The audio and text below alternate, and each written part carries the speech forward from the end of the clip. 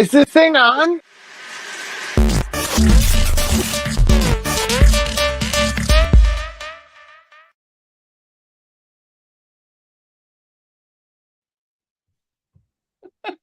Vera's ready to share it like Tom Skerritt. It is time for UCR Live again. This week, we're like the cold sore of pop culture. We never quite go away. We never quite go away. We're always lingering at the corner of your lip. Maybe you can just get a With little a tingle of Abreva. excitement and entertainment, ready to go. You know, Yeah, that's us. that's us. It's always nice to feel a tingle. Lets you know you're alive. Yeah, alive is Modern good. workaday world. Look, life is good. Life is good, and being alive is good. Yeah, Such a complain. positive life. Beats the Sorry. alternative. Yeah, well, look. Sometimes a bit of endless sleep is tempting, right? Why do I want endless sleep? Just I ain't ready to go there yet. Just a solid 8 hours would be nice at this day and age. Yeah. I would like such FOMO. Limitless sleep where nobody's knocking on my door saying, "Are you up yet?" I have such FOMO for those people that can sleep, like, that go to bed for 8 hours and just like, done. I don't usually sleep 8 hours. I usually sleep 6 or less. But 6 is good for me.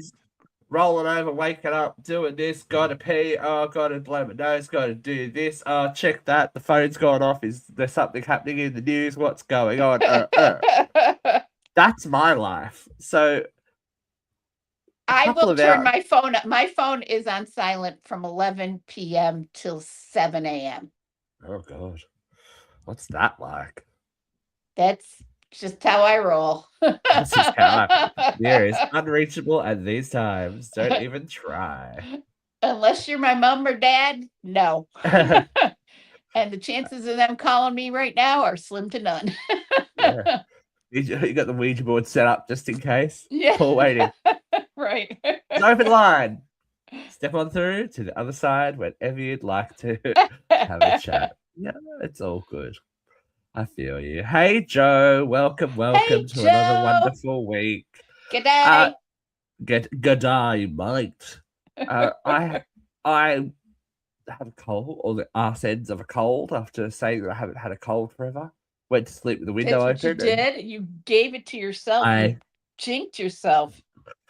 I woke up in the middle of the night going, it's really cold. Looked at the window and went, ah, well. Went back to sleep. So it is self-enforced. It's just that weird autumn time where it's okay during the day, but at nighttime you'll just wake up and go, oh, so frosty. All of a sudden, I don't know what's going on. That's spring here in New York State. It was 70 and now it's not. Was it snowing last week there? Yes, I know. That it was 70 and then it snowed the next day. That's crazy. Nothing that stuck. I mean, it was just fat rain, really, but fat rain, pregnant rain. It's just letting it all hang out. Show's not else have you been? Oh, it's all right. What else are you up? What else have you been up to, V? What's going on? I got a show tomorrow night. I'm going to do a little Reader's Theater. Oh, just go to a theater, ladies and gentlemen. What is it, a well-known show, or is it a? I'm going to participate. My participation is a one-act show that I did years ago called Words by David Ives, and I'm doing it with 2 other actors. We are the monkeys sitting in perpetuity trying to type Hamlet. Very nice. Yeah, she's breaking into some late in life thespianism there, ladies and gentlemen. Well, I've been a thespian since I was 5, but I'm coming out of retirement, I guess. Secret. Coming out of my thespian closet again. Just to renew my lease on life. I hadn't really done any theater since COVID, and this came up, and I said, all right, yeah, I could do this. Yeah, well, it's always nice to, I guess, re-engage an old muscle that you haven't used for a hot minute. Exactly. That's right. Exactly. I used to do this all the time. I could do this. I used to do this 5 to 7 times a year. Somebody's got a part for me. I'll be there. What part? What part you got? What you got? It didn't matter. I played an alligator. I played a monkey. I played Lassie. I played grandmothers. I played whores. I played Russian spy. I would take any part that they would give me. Right, yeah. You never know which one's going to be the winner to make you have a little moment. Yeah, okay. You know, some of my favorite parts were definitely not glamour roles. Right. I know that for high school, for my high school certificate, so my, I guess qualifications in my drama thing, I was like, what am I going to do for my monologue? What am I going to do? Blah, blah, blah. So, hello. Thanks for tuning in. Hello. Thanks for seeing us. Nice to meet you. I decided to be a nun. Oh, so in The Sound of Music? No, as in like a nun who believed in corporal punishment. Sister Mary Ignatius explains it all? Probably. Yes, I believe so. That was one of the hardest roles I ever did. That was 60 pages of monologue. Yeah. Oh my God. That was one of the hardest roles. I beat the shit out of a drama block, and the stuffing of it came out because I had a huge meter ruler that I was using as a prop, and yeah. So I never actually hit even an effigy. I hit a desk. I did we were supposed to do like a 10-minute maximum. Mm-hmm. And then we had a drama night at school to as a practice run for the exam. Right. And I was getting laughs. So mine ran for half an hour. She stretched it out. She stretched. I was like, hey, if I'm in this habit, if I am doing this, I'm gonna go for it. Lucky I knew a fair chunk of it. Sister Mary Ignatius explains it all. That was one of the hardest roles I ever did. That was hard. That memorization of that 60 pages of monologue was like, Who knew that we had something in common like that? I know, it was shared role. Shared role. Yeah, I beat the shit out of that. Funny monologue though. Yeah, very funny parts. I'm a big fan of who was it? It was Durang, wasn't it? Christopher Durang? Oh, I can't even remember. My drama teacher suggested it for me. I was like, I don't know, because the teenage temptation for actors is to want the big angsty moments, the big drama, all of that. I'm like, it doesn't sit with me. We've done that. We've done a bit of Shakespeare. We've done all that kind of stuff. I want something different. And then I was presented with that. I was like, yes, this will do. So we kind of cherry picked it into a smaller piece and made it work. Mm-hmm. It was good times. I got good marks for that. Yeah.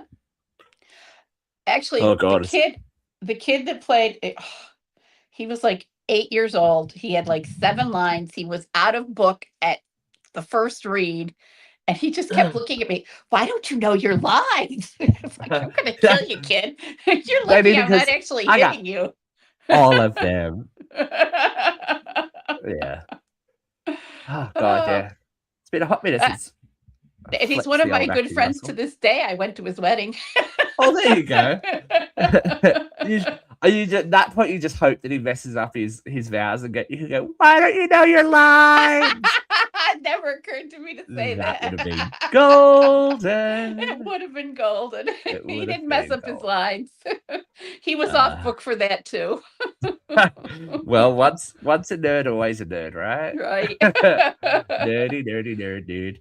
But yeah, look, I haven't flexed the old acting muscle in a bit, but I guess a lot of the stuff I do is public facing, so there's always some kind of performative moment going on in my life. Well, yeah, I mean, me too. I mean, I did the stand-up thing last year. I did the poetry slam. I'm getting my feet wet, going back out on stage. Yeah. Do it. Well, it's been a big week, so we should probably get our feet wet, right? Our feet. Oh, if you want to. If we want to, I mean, it's the point. It's the reason we're here. But yeah, we might as well. It is. Ladies and gentlemen, she's going to give us a happy birthday week shake because it's time for this week. Hot load of hot topics.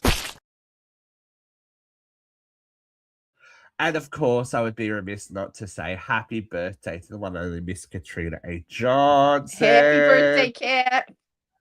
Yeah, she's a busy girl. She's hard to track down, but I promise you she will return very, very soon. We have some stuff to talk about as well. So while we wait for Kat, I wonder if anything exciting happened this week. No. No.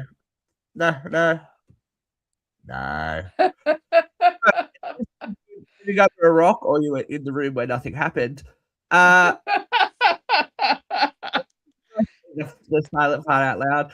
The White House Correspondents' Dinner was rudely interrupted by an alleged gunman firing shots in the lobby near the ballroom. Two floors above, actually. Yeah, near. Let's put it this way. 2 floors above, by the way I understood it. Vera was very impressed at the speed that I got this up. I turned on the internet. Where was I? I was somewhere, and I had my phone off. I hadn't caught up to it, and I turned my phone on, and it's like, shots fired at the White House Correspondents' Dinner. And I'm like, oh, I got to let Steve know. Oh, Steve. Uncensored Radio has you are Johnny on the spot. She is there. I think I missed my calling. I should have been Jimmy Olsen. You should have been a journalist, yeah. Jimmy Olsen, that's me. I don't know. I don't want to get shot at. But of course, yourself. We have an identity of the shooter. Why is he nude? Paul Thomas Allen. Why? That is the answer. That's an answer to a question I have not been able to secure. Why yet. is he nude? Did he have time to go back to his room and take a shower? Did they pull him out of the shower? So he was staying in the hotel. So let's break this right down, okay? He was staying in the hotel where the event happened. Now, he wasn't a local by any means. Paul Thomas Allen from California took the train from Los Angeles to Washington, D.C., a journey between 64 and 75 hours, roughly 2 days and 16 to 17 hours, with a shotgun, a handgun, knives, and was able to pass all security checks to get, on the train, get there, all that kind of thing, check into the hotel, and get past whatever security they allege was actually there to be able to run like the wind into the building.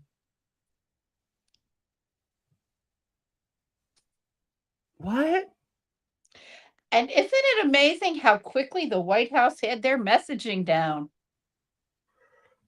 Well, look, I think we're not going to call a spade here. I think the majority of people have very big questions over the authenticity of this thing, which is why I'm calling it alleged. I'm not saying it's a shooting. He fired shots into the roof. He did not aim at anyone. No one was injured, I believe, at all. Somebody was shot, but it is unclear whether it was shot by another Secret Service agent or the shooter. Right? Yeah. And they were wearing a bulletproof vest and sustained no injury. Right. And why was he naked? I can't. Why? What? Yeah. Why was he naked? Did they get him out of the shower? Come on. Well, at the time that we published that article, it was unknown because I was reading very mixed reports. Gunman's been shot, dead, da. Yeah, I read was that. Apprehended, da. People have been shot, da. Gunman's been subdued and taken into custody. It's like, okay, well, what's true? Because let's flash it back to Eargate 2025. It was last year, wasn't it? Yeah. Yeah. Yeah. We had on the ground people. We had footage. We had all the. Why is there nothing besides grainy security video from one Don't angle? know. And it was a room full of press people. The White House Correspondents' Dinner. Anywhere near them. Right? No, he didn't get anywhere near them. But that's what we are. They did hear the gunfire in the room. That was established. Well, some of them. Well, somebody from the back of the room screamed shots fired. Yeah. You know. All right, my reaction to the footage from inside the room. They got JD Vance out of there very quickly. Well, that one wasn't my big question mark. That was not, I mean, JD Vance is 40, Donald Trump is 80. JD Vance is going to move a lot quicker than Donald Trump, you know? But they went to him first. He was grabbed first. It did seem very awkward the way they went to Trump. It really did. Normally they're swarmed. I mean, if you've seen other, I remember Ronald Reagan getting shot in the 80s. The Secret Service swarmed them. They create a human shield. This guy just stood up in front of him. He was, you know, and the snipers didn't look like they were looking at anyone, just like they were brandishing. I have questions. Because even old Donnie's reaction time, everyone around him's reacting, and he's just like smiling into the oblivion of dementia, and just is he smiling into the oblivion of dementia, or did he know he was not really in any danger? Well, this is what I because you've seen those photos. I forgot to get one right, but you've seen the photos. He has rushed off stage, actually got down. So somebody has learnt from last time. let's make sure he's at least on the ground instead of standing up and right in the line of fire, because these weren't just Secret Service. There were actually police there. Right. You know, real people with real guns. But do we live in a post-truth America? Well, do I live in a post-truth America? Is truth completely broken where we can't believe what we see at all? There are photos of him after he was rushed away from the scene, standing in the wings. He wanted to come back out. He wanted to come back out and continue the dinner. He's standing in the wings, waiting to come back on stage. And then there's a rapidly thrown up press briefing where he and the entire cabinet are sitting there addressing all the people who just got shot at or just were in the room that were supposedly shots were fired. And not a one member of that cabinet is shook up. They're standing there smiling, they're laughing, they're smirking. Well, there is who used his wife as a human shield? That's what it looks like. Stephen Miller. Pregnant wife. Yeah. Pregnant wife, Stephen Miller, exiting, you know. And wasn't it nice of her to have a handle right there? I know. And RFK was like, wait a bit. He left her the Speedy Gonzalez, that guy. She was 8 feet behind them. So she seemed to be saying, somebody help me. And she couldn't get up the step. Yeah. Did you see that? She's just like, good luck. Cheryl. Yeah, Cheryl was left. Was left to fend for herself, because it was obviously a very stressful time for some people, right? I know, this was beautiful. He never stopped eating. And sometimes you've just got to grab every opportunity you can. Dia said that would have been her. Hey, That's an officially government sponsored event. That wine would not have been cheap. So more power to her. It is not a government. That's another thing. This is Sorry. not a government sponsored event. This one is hosted annually by the White House Correspondents Association. They are affiliated with the White House as the White House Press Corps, but they are not sponsored by the United States government in any way, shape, or form. And Donald Trump saying that it should have been held in the ballroom is bullshit because it's never been held in government property. It's always been held in a different location. Isn't this the entire sticking point that stinks so much? You have the country's media all in one room, and then something happens that maybe pushes your agenda for this giant ballroom bunker. And getting Jimmy Kimmel fired. Well, we're going to talk about Jimmy in a minute, so let's not. But there was an upshot of this too. They want to get Jimmy Kimmel fired. Like, can you not whiff that? Yeah. Can you not whiff the bullshit? It just seems a little bit convenient, right? Yeah. And they all had it ready to go. Everybody had that little tidbit ready to go. And that's here's our talking point from we are so grateful, we are blah, blah, blah, everyone's safety, Nope. Bunker. This is why we need a ballroom. Ballroom. Ballroom. Obsessed with ballroom. So obsessed. He is obsessed with the ballroom. He stops talking. He was in a press briefing for the war today, and he immediately started talking about the ballroom. He says he's moving forward with it every single day, even though all construction has been halted by a federal judge. He's very fixated on his balls. Yes. Obviously. Yes, and now he wants his picture on every American passport. And he wants his picture on American coins. And he wants his picture on American stamps. That's terrifying. I know. This is a country, not a theme park. Let's, as much as a clown you are, you can't be Mickey Mouse, bro. Our very own Mickey. I know. It's just,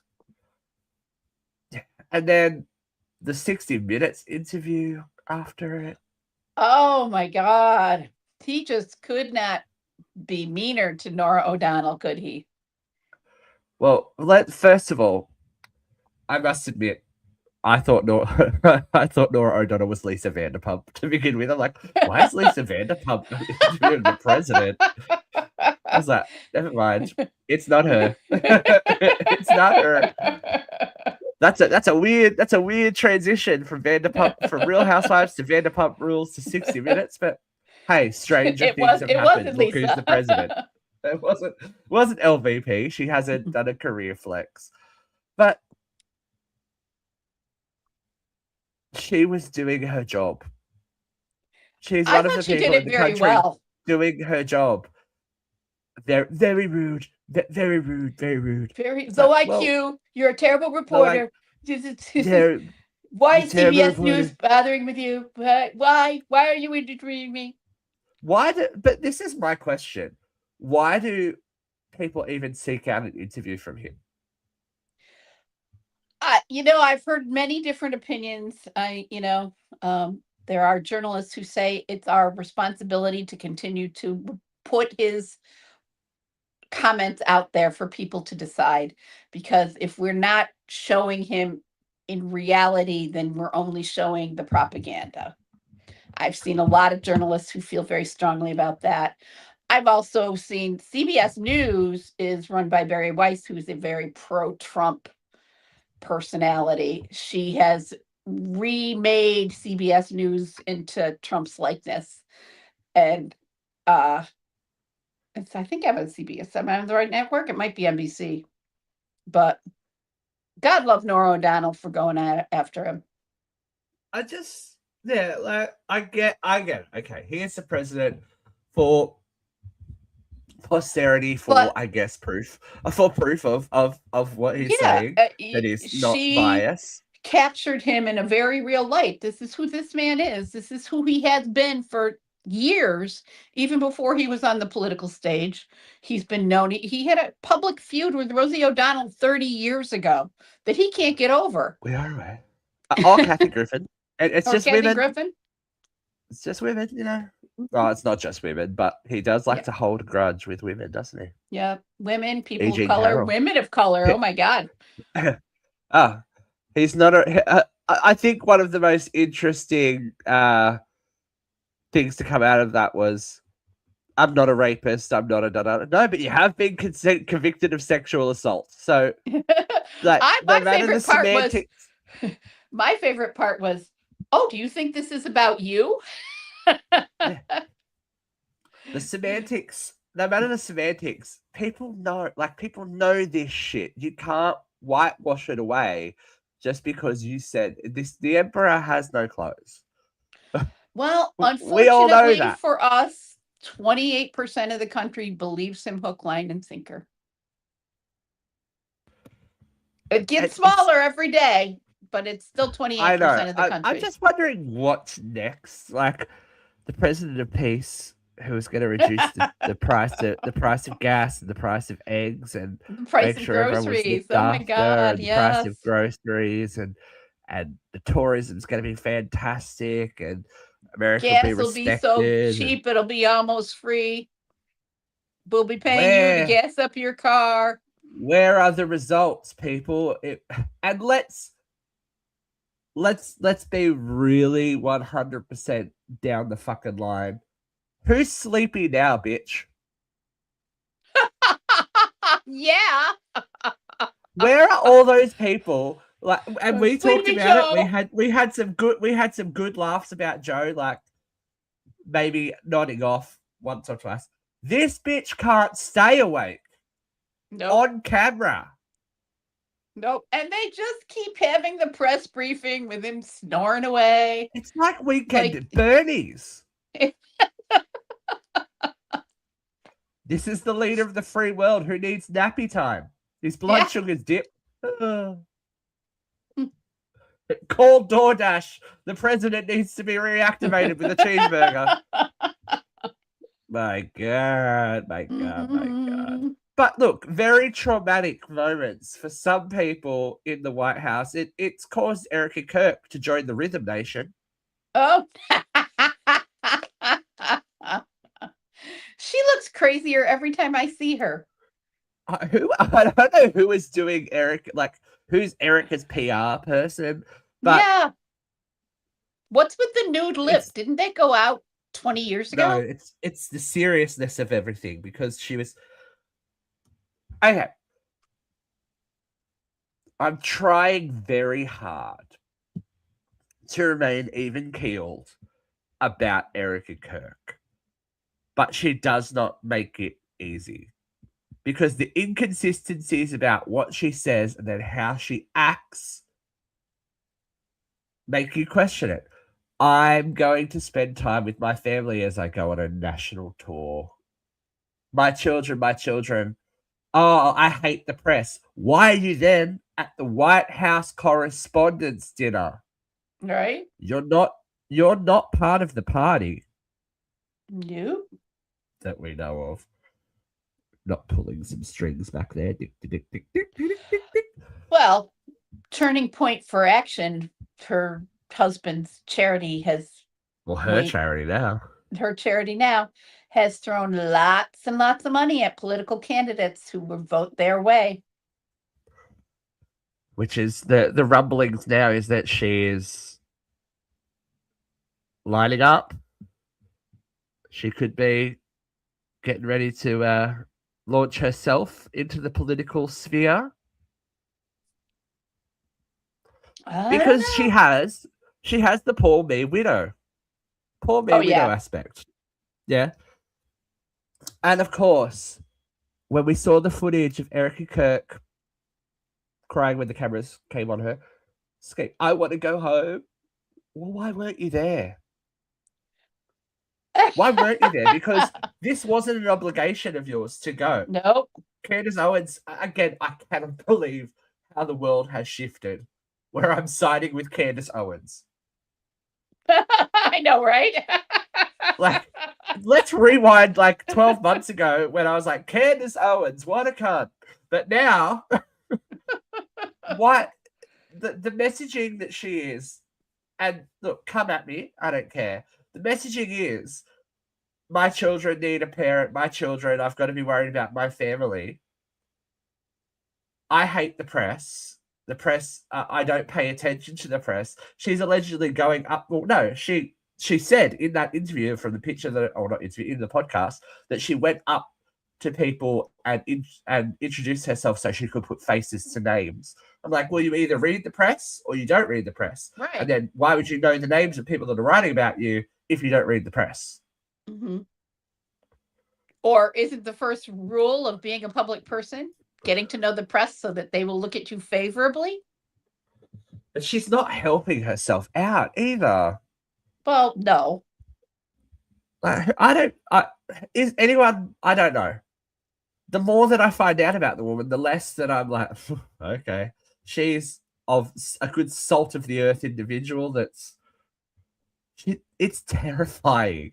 And it's dressed up in the guise of a appealing white woman with blonde hair.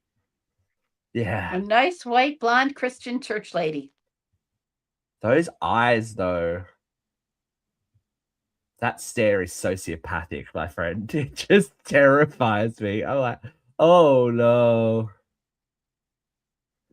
Oh, this is a good quote. The greatness of a human being and its moral progress can be judged by the way its animals are treated. Yeah. Well, I don't know that I don't trust her. I don't believe her. I just don't. I can't. And I know, yes, her husband died. She wasn't there though. And She was of course, not. she would have a certain amount of stress and trauma from that event. She wasn't there. So, like, oh, she was there again. Dad, it's like, but she wasn't there in the first place. And that was the whole Michigas surrounding the first shooting. Like, she watched her husband die in front of her. I'm like, well, she wasn't there. And you don't have to seek And it out was that heavily censored here in footage. the States. You couldn't even find You it. don't, like, oh, well, if you got on social media, you saw it. I know that the people who reacted within the first hour saw something horrible, because I know enough people who did see it in that first hour. But after that first hour, it was heavily redacted. You could not find it. I just don't know about Erica. I don't trust her. I don't think her words, her actions do not match her words. Match her words.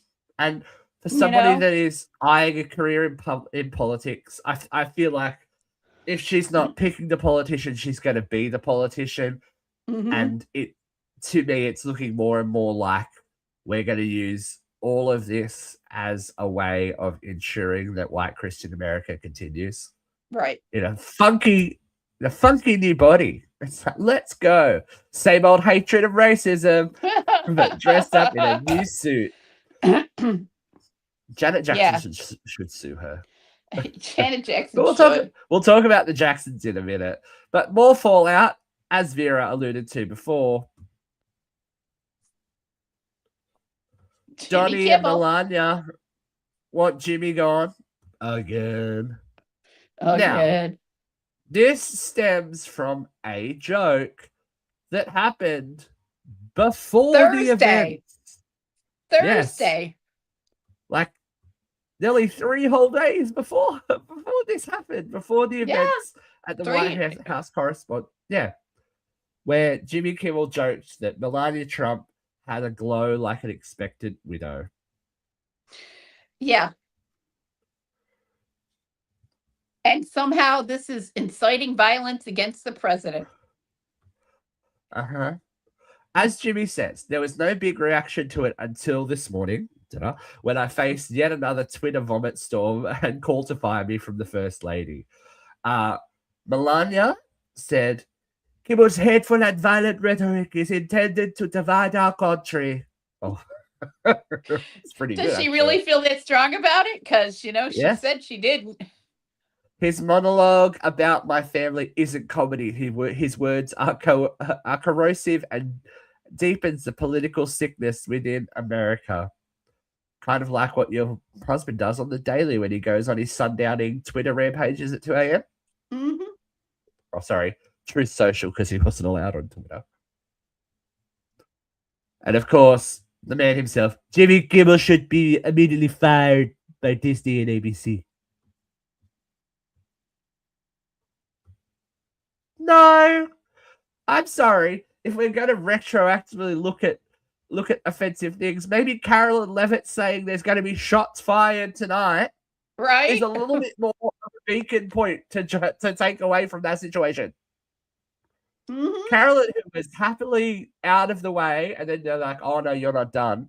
So they had to put her back in her bitch pants and go, "You're all violent. You're inciting violence against Americans, against the presidents." Kind of like January 6th.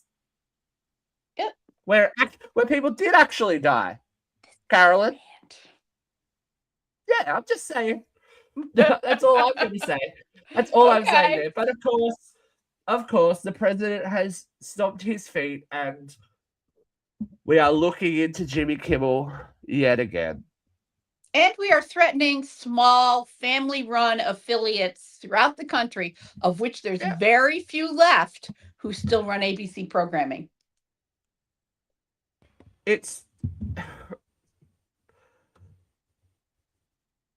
not a government mandated state television. No. Yet. No. Not yet. We're not there. Yet. We're not there. That's all I have to say. Like, if we're there, then this is Radio Free America. We're underground. Small but mighty. Radio Free Europe? Are you old enough to remember Radio Free Europe? No, sorry.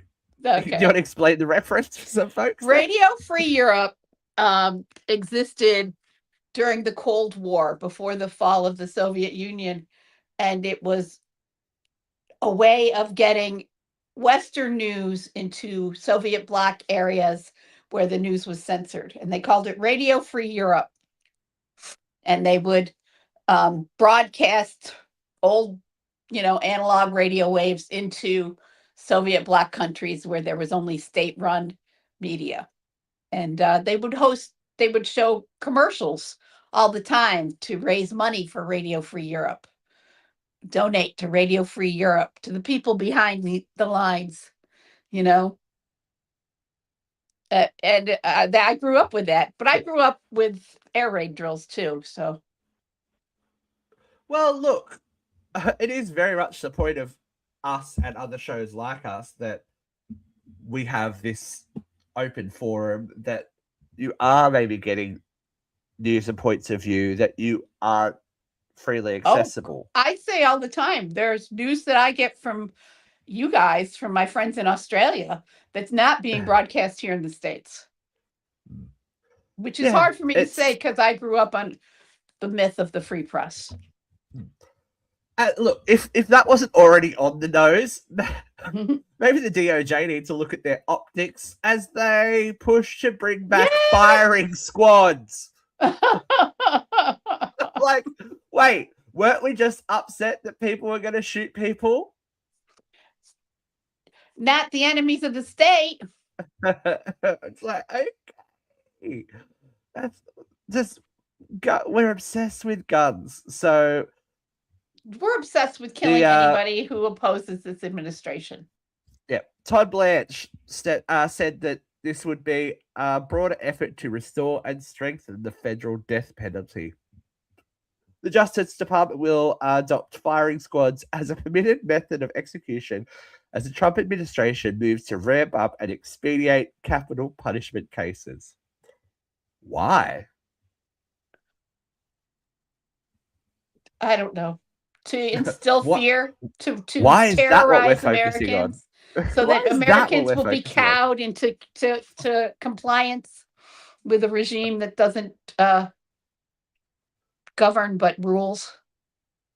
Yep. So the 48-page document that was released on April 24th by the DOJ authorized the use of firing squads, electrocution, and gas asphyxiation for federal executions. Interesting little tidbit. Did you know that the electric chair was designed and used first in the Auburn, New York, my hometown? I did know that. I did know that. But okay, the methods of execution have moved forward thusly so that it does not cause undue pain, suffering, all that kind of stuff. Which, for people that are going to experience that, you know, who really cares? If you're on death row, the chances are, well, you've done something wrong.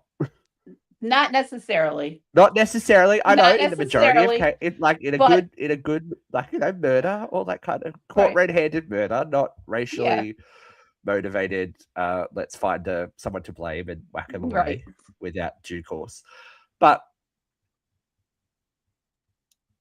why be crueler? Yeah. Why go backwards? Cruelty is the point with this administration. I firmly believe that. You know? I was just like, oh. Todd Blanche has said that these moves are intended to deter the most barbaric crimes and expedite capital like cases. pedophilia? Yeah. Like child rape and murder? Yeah. Arguing that anti-death penalty advocacy has made lethal injection drugs difficult to procure. How?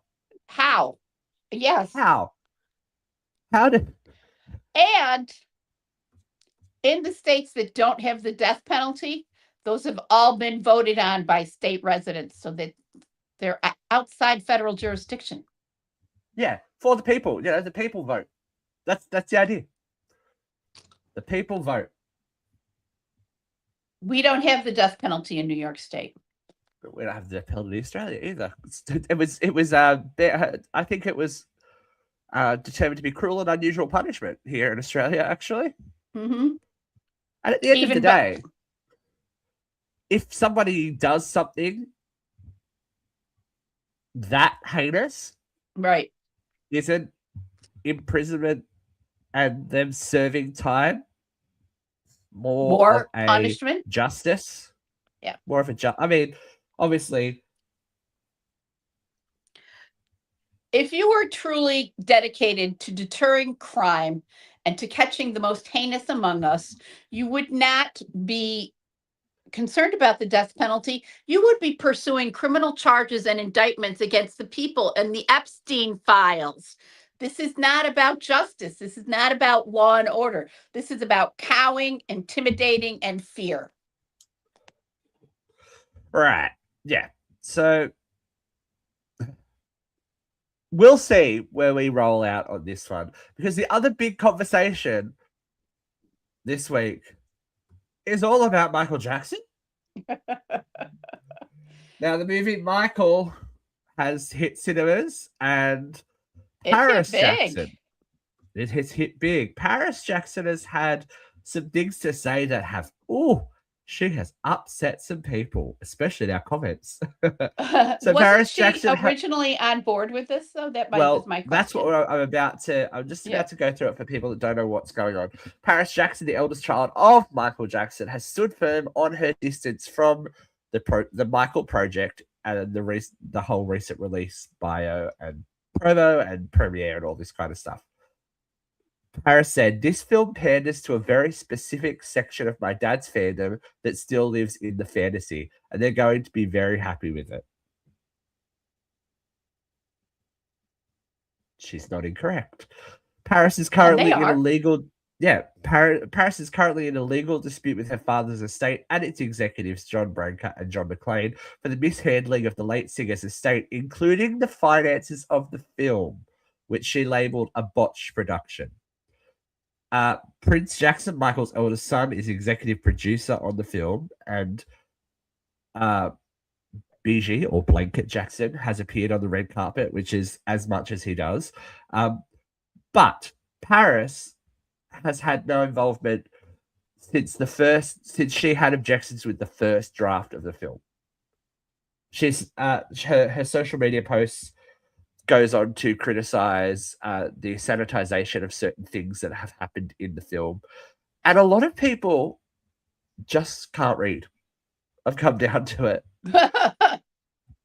because all the press here around the film, a majority of the press here, has talked about why they haven't been allowed to include the sexual assault, molestation claims, because as part of the settlements for some of them, legally they cannot be mentioned and put on film as part of entertainment, blah blah blah blah blah.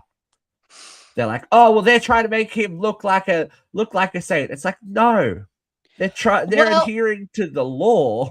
There also have been at least one that I know of, supposed victim who's, as an adult, has said it really didn't happen the way my dad said it happened. And look, there is a really conspicuous claim that came out 2 weeks ago, and I looked into it. I looked into the articles that Paris now sides with the victim. She doesn't believe her father was innocent, just as she's gone to court criticizing the Michael Jackson estate. I don't know. I mean, look at who was there. Look at Janet Jackson. Does not even exist in this film. Right. She refused to be a part of it. So Janet, who Not is there. the other famous Jackson, much everyone else's chagrin, doesn't exist. But you better believe all the others are there. LaToya's there. Yeah. Takey. And now Paris Jackson's the enemy of the state because she's criticizing the money making. This is a Jackson family money making event. Yes. Let's be real. Absolutely. And are we going to give them our money? Of course they are, because people love Michael, right? People, not everyone, and that's, O.J. Simpson's innocent as well. Yeah, he was found innocent in a court of law. Like you can have your opinion, and I believe there's a lot to the story that we don't and will never know regarding all of that. But the court of public opinion doesn't indicate guilt either. This family OJ that it does. I know it's the double standard, though, isn't it? Yeah. This family that are now saying that supported Michael, that Michael went to when he was first accused, and have flipped 25 years later, going, oh no, he groomed all of us.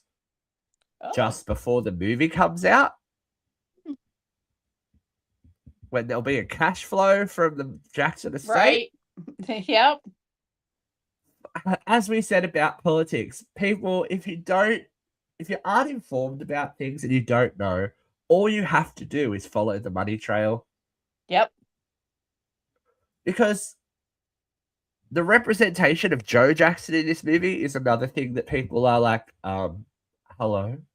Was it the loving father pushing his children to Well, no, achieve? but he's like, let's not forget, LaToya Jackson had some pretty intense things to say about her father, and Michael has said some pretty intense things. Janet's said some pretty intense things. I'm going to go and quote Carl Richards: if you meet more than one asshole a day, chances are you're the asshole. And I don't know that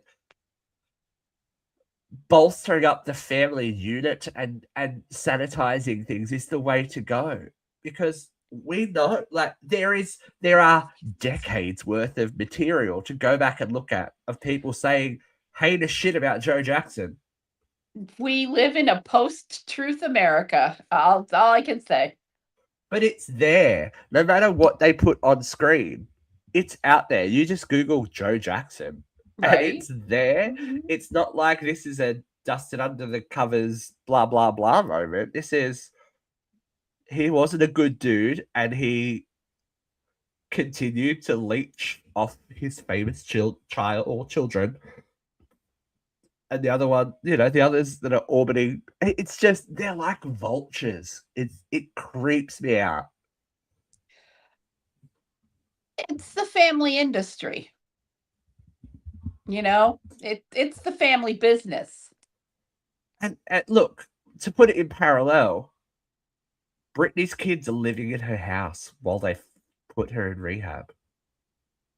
And she was indicted today. Did you know that? There was an article going up about when I finished the show. But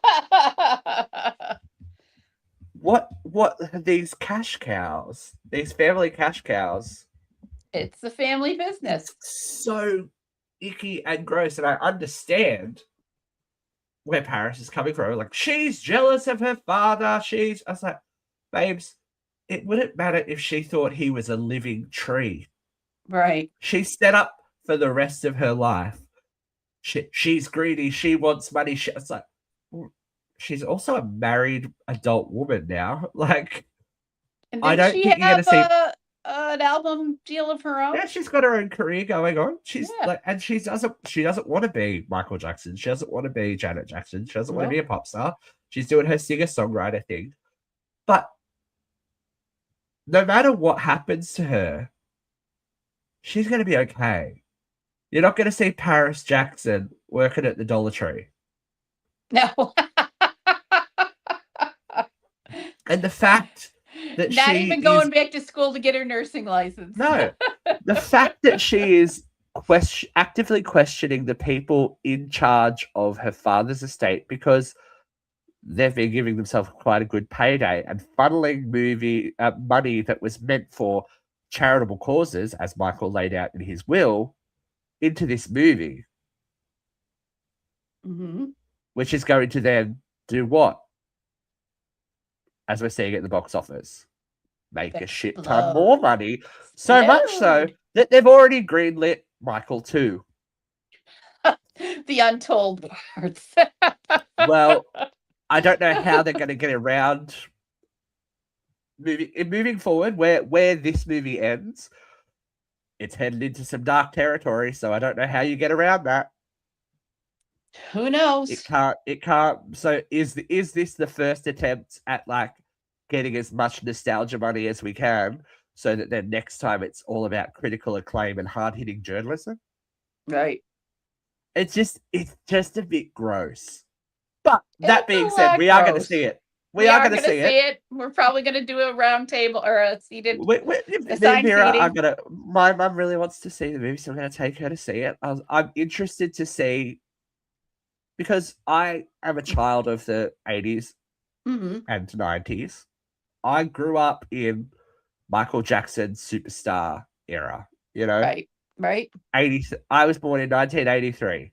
He was a megastar by that time. Yeah. And I was buying his albums at that time. I've seen it. I've seen all this happen. So for those of us that have seen it happen, I think it's worth having the conversation about whether it reflects the reality of the situation or whether it is a sanitized view. Right. Yeah. But for a view that is never sanitized, we go to a little section we like to call Their Events.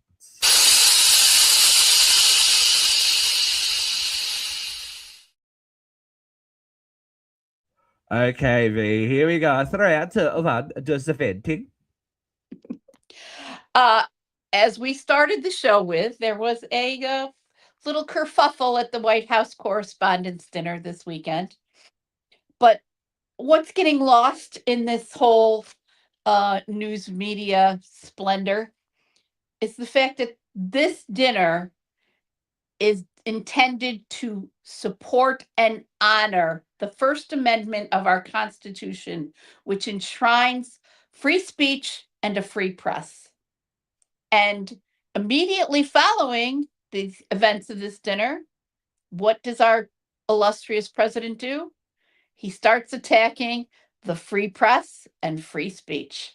He's coming after Jimmy Kimmel in a big way for a comment that was made way before the dinner that never mentioned violence or inciting violence. And he's also indicting James Comey, former director of the FBI, who posted for a week or so a picture of 8647 written out in seashells. And then somebody told him that they thought it was inciting violence, and he took it down a year ago. It's seashells. This is the president and his wife, and every single member of their cabinet, their speech writers, their propo people, their on the take pundits are out there saying it's the liberals spewing hate speech that are creating this atmosphere of violence. Well, let's talk a little bit about the hate speech in our country. All right. We'll start with Melania. Melania, in the first presidential term, went on a goodwill mission to visit hospitals and detention centers on the border wearing a $30,000 jacket that said on the back, "I don't care. Do you?"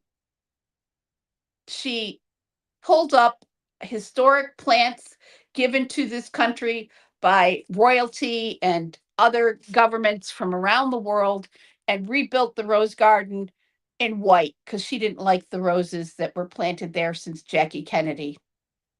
That's violence. And then her husband plowed it over and put tile down so he could have a patio like his one at Mar-a-Lago where he can entertain his friends. But let's think about the violent rhetoric of the president of our country. We're not talking about the storm the Capitol, get in there and fight like hell, or you're going to lose your country of January 6th. That's not the rhetoric I'm talking about. Though some could say that that incited violence. Yeah, it did incite violence. We're not saying it. We saw it on film on the 5 o'clock news every day for a year. But still, that's not the violence that's causing these gunfights, right? It couldn't possibly be a man who's out there making nuclear threats every day, threatening to bomb civilizations out of existence. It's not a man who dropped bombs on a school, killing 107 children, or not the man who sanctioned bombing hospitals in the Gaza Strip. How about all the late night tweets, as Steve started to mention, where he talks about people in the most derogatory and violent of terms, referring to immigrants as animals, vermin, criminals, rapists, poisoning the blood of our country. He talks to countries around the world that don't agree with him as shithole countries, communists, terrorist states. He calls women and people of color low IQ, pigs, lazy. He once referred to the country of Japan as the Japs. Okay? This is not hateful in any way. This is not discriminatory in any way. This is not violent in any way. Are you kidding me? The most violent, hateful person on the airwaves today is Donald Trump.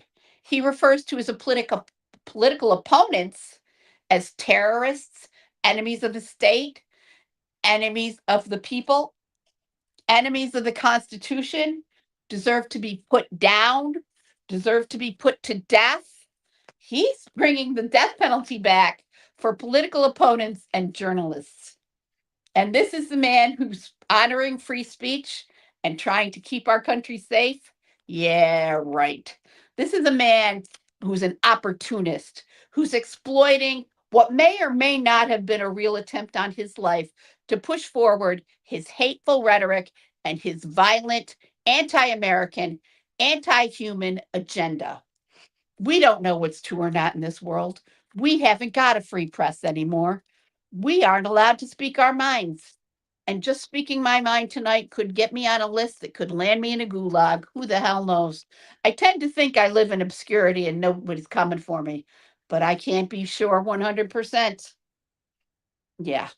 Did you know that in a recent study that ranked the free press and freedom of speech around the world, that the country that used to be number one was enshrined as number one for decades is now 64th out of 120 countries. We fall somewhere in the middle. We suck.